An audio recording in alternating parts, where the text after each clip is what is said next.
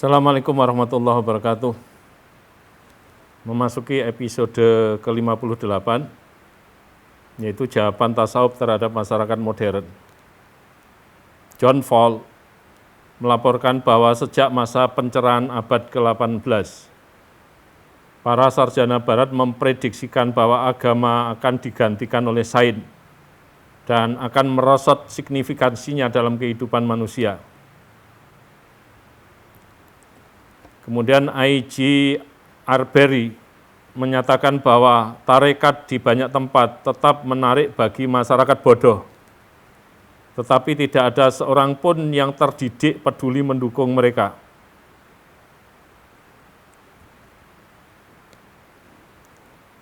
Ini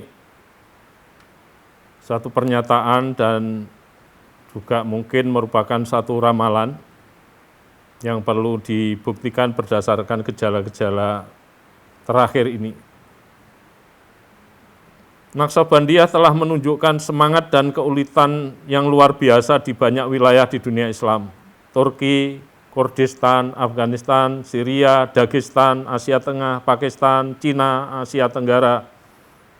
Kenyataan ini menyanggah ramalan yang diungkapkan oleh para orientalis dan muslim modernis dengan penuh keyakinan bahwa paguyuban sufi ditakdirkan untuk lenyap. Selanjutnya Muhammad Nur Ikhwan dan Muhammad Masrur mengingatkan para peramal masa depan tasawuf dengan mengungkapkan fenomena yang mencengangkan bahwa di tengah-tengah derasnya arus modernisasi berikut peralatan teknologi modern, hidup menjadi semakin mudah. Uniknya, tasawuf semakin dicari dan dibutuhkan oleh masyarakat. Fenomena ini menggugat anggapan bahwa tasawuf menjadi faktor penghambat kemajuan dan perkembangan masyarakat.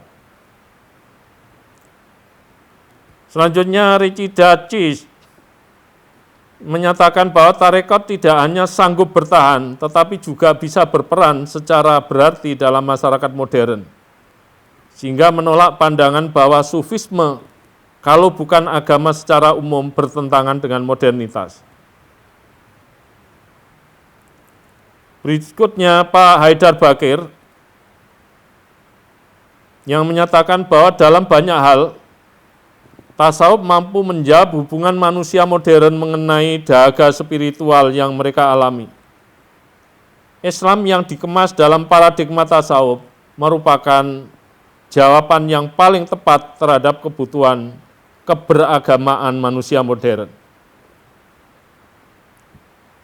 Kemudian Jalaluddin Rahmat menyatakan bahwa semakin terbenam seseorang dalam pekerjaan intelektual, ia makin rindu kepada kehangatan mistisisme atau tasawuf. Kegersangan rasionalisme justru mendorong seseorang untuk mencari keseimbangan dengan menghadirkan sufisme atau tasawuf. Selanjutnya John Fall kembali lagi mengutarakan bahwa keberhasilan tarekat akhir-akhir ini dan kehadirannya yang terus meningkat di kalangan kaum terdidik profesional dalam masyarakat modern dan yang sedang melakukan modernisasi umumnya di luar dugaan dan perkiraan. Nah, jadi ini menyangkal pandangannya pertama ketika kita bahas itu tadi. Mulai terbuktikan di luar persepsi dan ramalan dari John ini.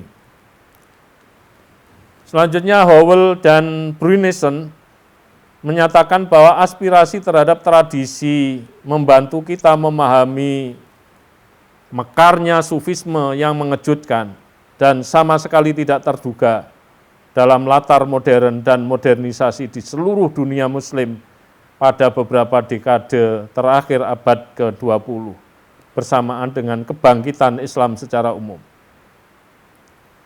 Berikutnya Ikhwan dan Mas Mansur yang menyatakan kalau dulu di Indonesia tasawuf lahir dan menjamur hanya di masyarakat pedesaan seperti di pesantren tradisional.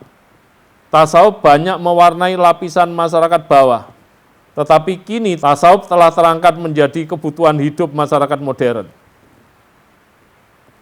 Kalau dulu kegiatan-kegiatan tasawuf dilaksanakan di langgar-langgar, di masjid-masjid, di desa-desa. Sekarang kegiatan-kegiatan tasawuf telah terangkat, dilaksanakan di kantor-kantor pemerintahan, di pusat-pusat pariwisata, dan di tempat-tempat lain yang elitis. Selanjutnya Howell mengatakan bahwa pada pertengahan 1980-an, media massa melaporkan bahwa kelas menengah kota berlomba-lomba masuk tarekat. Bahkan sejak tahun 1990-an, berbagai aktivitas yang berkaitan dengan tarekat atau sufisme semakin luas.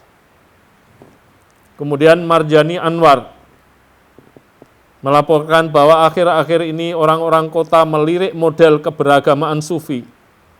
Ini merupakan fenomena baru mengawali abad ke-21.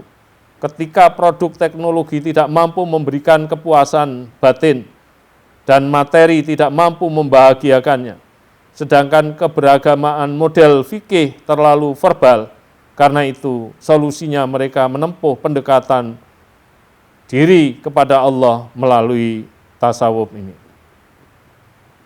Dan akhirnya berdasarkan penelitian dan penelitian rekan-rekannya di hampir seluruh kota besar di Indonesia, Adlin Sila mengatakan orang kota memilih tasawuf agar mendapatkan ketentraman hati dengan berusaha agar tidak ada lagi hijab dalam mencintai Allah. Jadi demikian ternyata ekspansi tasawuf lagi-lagi luar biasa. Dulu dikesampingkan oleh orang-orang terdidik, orang-orang terpelajar, dan masyarakat modern. Sekarang mereka justru banyak gandrung terhadap kegiatan tasawuf. Ternyata menjadi obat mujarab bagi kegelisahan akibat modernisasi, globalisasi, maupun kehidupan hedonis yang belakangan ini marak terjadi. Demikian, ihdinas siratal mustaqim, wallahul muwaffiq ila aqwamit thoriq. Assalamualaikum warahmatullahi wabarakatuh.